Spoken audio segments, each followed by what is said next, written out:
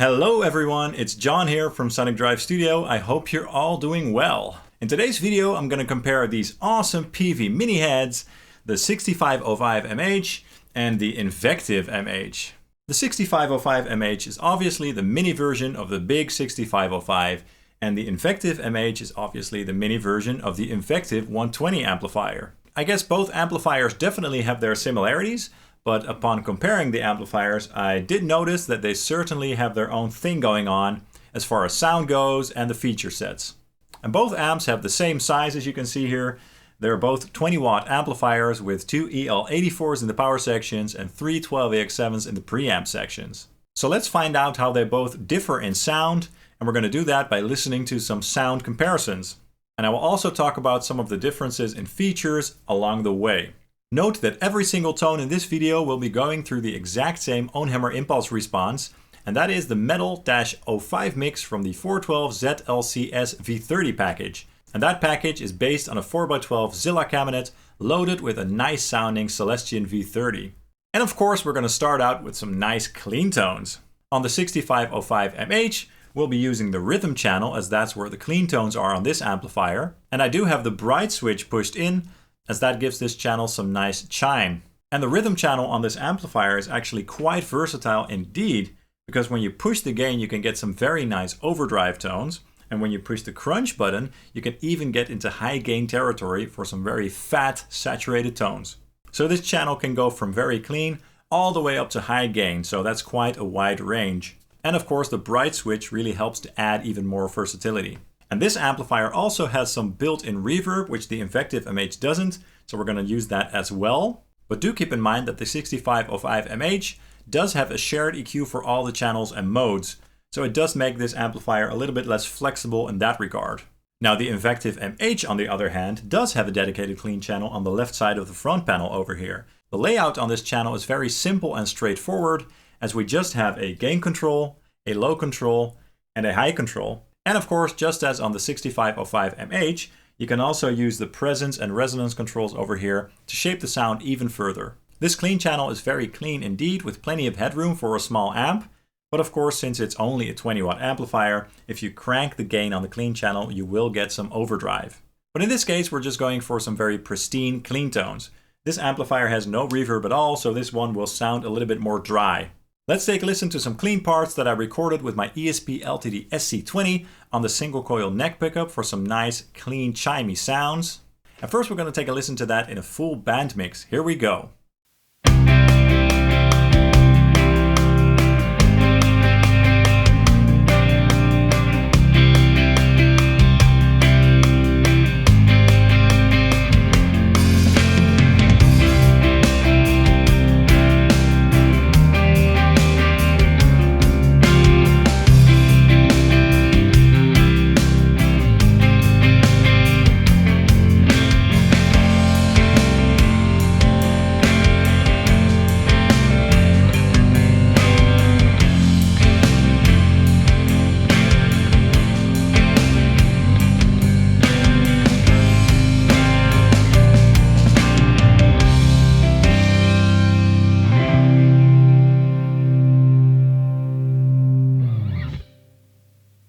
Very nice, both amps sounded gorgeous. Now let's take a listen to that same thing, but this time with the guitars isolated, so with the drums and bass turned off. Here we go.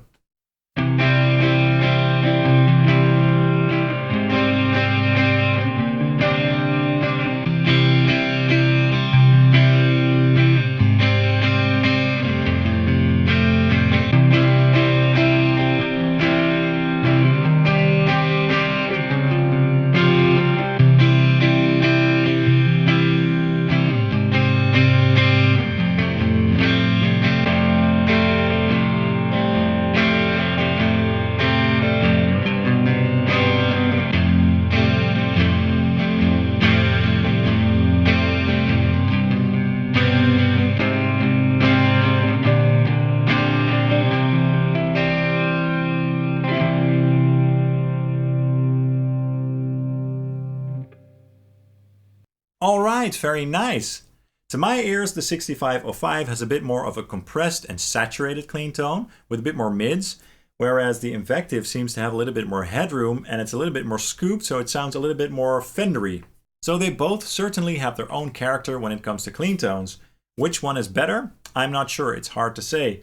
I like to have both just for extra flexibility, of course, but which one would you pick when it comes to the clean tones? Let me know in the comments. I guess when you compare the rhythm channel on the 6505 to the clean channel on the Invective MH, the rhythm channel definitely is more versatile because of the bright switch, the crunch switch, and the gain range of the gain pot. But the lead channel on the Invective MH is perhaps more flexible than the lead channel on the 6505 MH, but we'll get into that soon. Now let's move on to some crunch or rock tones. Not exactly vintage crunch tones, since these amplifiers weren't really made for that, in my opinion. So we're going to try out some middle of the road, mid to high gain rock tones, basically. With the 6505 MH, we're going to use the rhythm channel on the crunch mode, since that's the best way to get those sort of tones on this amplifier. Now the Invective MH has a special tight switch on the lead channel, and that's supposed to make the lead channel sound more like the crunch channel on the Invective 120. So it basically tames the lead channel a little bit. So we're going to use the lead channel with that tight switch enabled. And for this segment, I'm using my ESP LTD Elite Eclipse 1 on the bridge pickup. Here we go.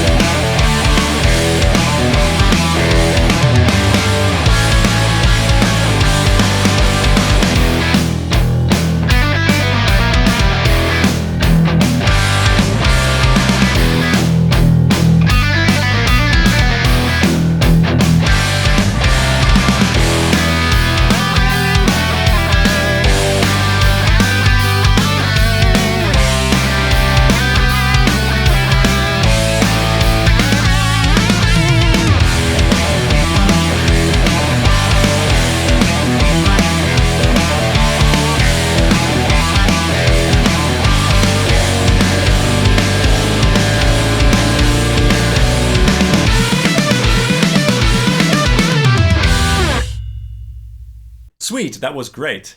And now that same thing again, but this time with the guitars isolated. Here we go.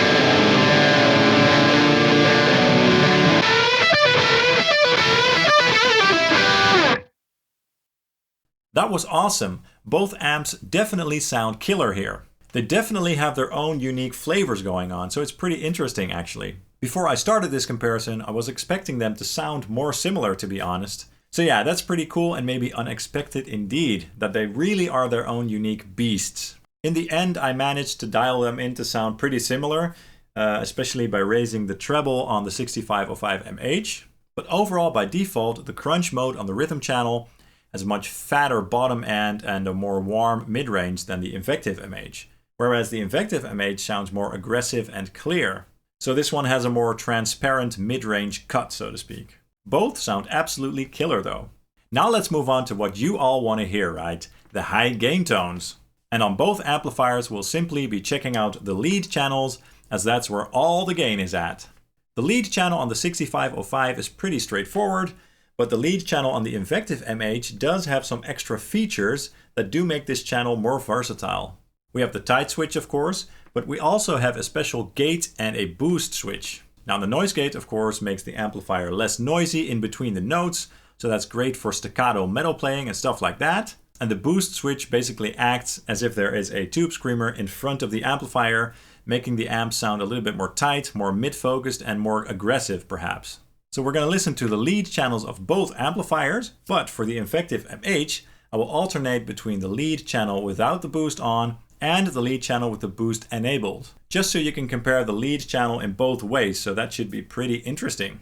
And for this clip, I'll be using my ESP LTD NW-44 guitar, the Neil Westfall model with the bare knuckle aftermath in the bridge. Here we go.